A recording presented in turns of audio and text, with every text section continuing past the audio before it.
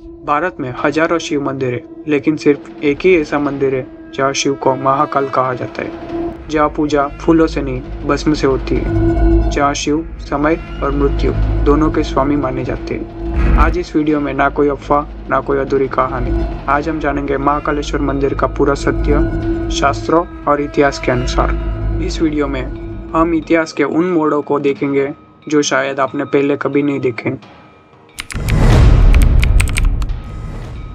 चलिए स्टार्ट करते हैं। क्या आप जानते हो महाकाल कौन है? महाकाल का अर्थ क्या है?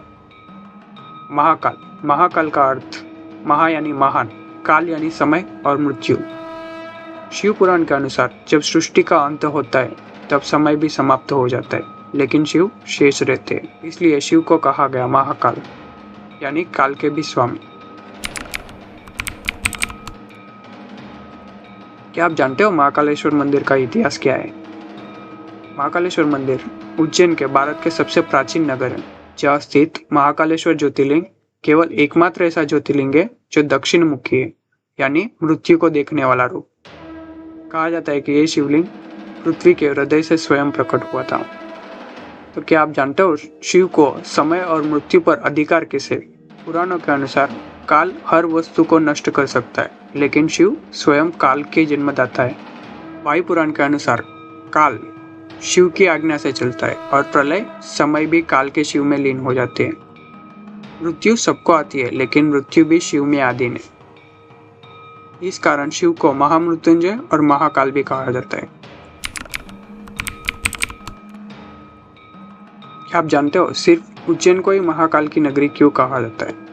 यह सबसे महत्वपूर्ण सच है, यानी स्कंद पुराण और अवंतिका खंड के अनुसार उज्जैन के प्राचीन नाम अवंतिका है। यह नगर पृथ्वी के मध्य यानी सेंटर में माना गया। प्राचीन भारत में समय की गणना पंचांग और ग्रह नक्षत्रों की स्थिति उज्जैन से तय होती थी, इसलिए काल की नगरी कहा गया है। भारत में 12 ज्योतिर्लिंग है, लेकिन केवल एक ही महाकालेश्वर को महाकाल क्यों कहा जाता है? क्योंकि यह शिवलिंग दक्षिण मुखी है। पुराणों के अनुसार दक्षिण दिशा यम यानी मृत्यु की दिशा है।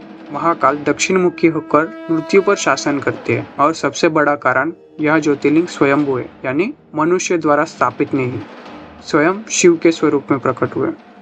यह शिव स्वयं महाकाल के रूप में विराजमान होते हैं। अब सवाल उठता है, जब महाकाल मृत्यु के स्वामी हैं, तो उनकी पूजा भस्म से ही क्यों होती है?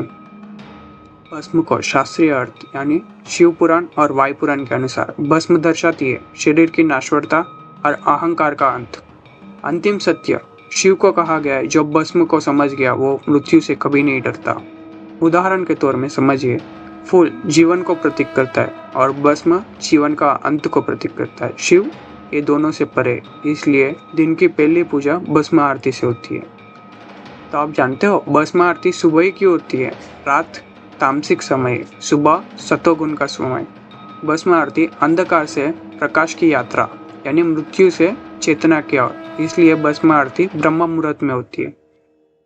क्या आप जानते हो महाकाल की भस्म आरती में चढ़ाने वाली भस्म आखिर कहाँ से आती है? और वो कौन थे? बम बम नाथ, जिनकी अंतिम विदाई खुद महाकाल के द्वार पर हुई। चलिए स्टार्ट करते हैं। कभी आपने सोचा है भस्म आरती का भस्म कहाँ से आता है? सबसे पहले एक भ्रम तोड़ लेते हैं। आज के समय में भस्म आरती में शमशान का ताजा राख का उपयोग नहीं ली जाती। मंदिर के परिसर में पूरी शुद्धता से बनाई जाती है। इसमें कपिला गाय का गोबर, खंडे और शमी, पीपल, पलस जैसे पवित्र लकड़ियों का उपयोग किया जाता है। इन्हें धुना में जलाकर कपड़े से छानकर शुद्ध विभूति तैयार की जाती है। इस भस्म को लाने और उपयोग करने का अधिकार केवल महानिर्वाणी अखाड़े के सन्यासी और महाकाल मंदिर के अधिकृत पुजारियों को ही है। भस्म आरती के दौरान इस विभूति से भगवान महाकाल का दिव्य श्रृंगार होता है। अब सवाल आता है, जो महाकालेश्वर के भस्म आरती में रोज शामिल होने वाले बम बम नाथ कौन थे? अब बात करते हैं बाबा बम बम नाथ की। ये नाथ संप्रदाय के एक सिद्ध अघोरी संत थे, जो शिप्रा तट के चक्रतीर्थ शमशान में रहते थे। 29 नवंबर 2025 जब बाबा बम बम नाथ ब्रह्मलीन हुए, तो उनकी अंतिम यात्रा सुबह 2:30 में महाकाल मंदिर के द्वार तक पहुंची। मानो काल के राजा ने अपने भक्त को स्वयं विदाई दी हो। यही है महाकाल की भस्म और उनके परम भक्त का रहस्य। उज्जैन की इस पवित्र धरती पर जहाँ समय भी ठहर जाता है, महाकाल केवल देव नहीं, वह स्वयं काल के स्वामी है। ऐसे ही अद्भुत रहस्य, ग्रंथों, इतिहास और प्रमाणों के साथ हम लाते हैं आपके लिए सीक्रेट फैक्ट्स, जहाँ हर कथा सिर्फ कहानी नहीं, एक छुपा हुआ सच होती है। लेकिन क्या आप जानते हो, महाकाल की नगरी की रक्षा काल भैरव स्वयं करते हैं, वो देवता जिनके बिना उज्जैन की यात्रा अधूरी मानी जाती है। नागचंद्रेश्वर मंदिर, जहाँ शिव नागों के मध्य में विराजमान होते हैं। इन रहस्यों को जानने के लिए सीक्रेट फैक्ट्स को सब्सक्राइब कीजिए, क्योंकि आगे आने वाले वीडियोस आपकी सोच बदल देगी। मिलते हैं नेक्स्ट पार्ट में।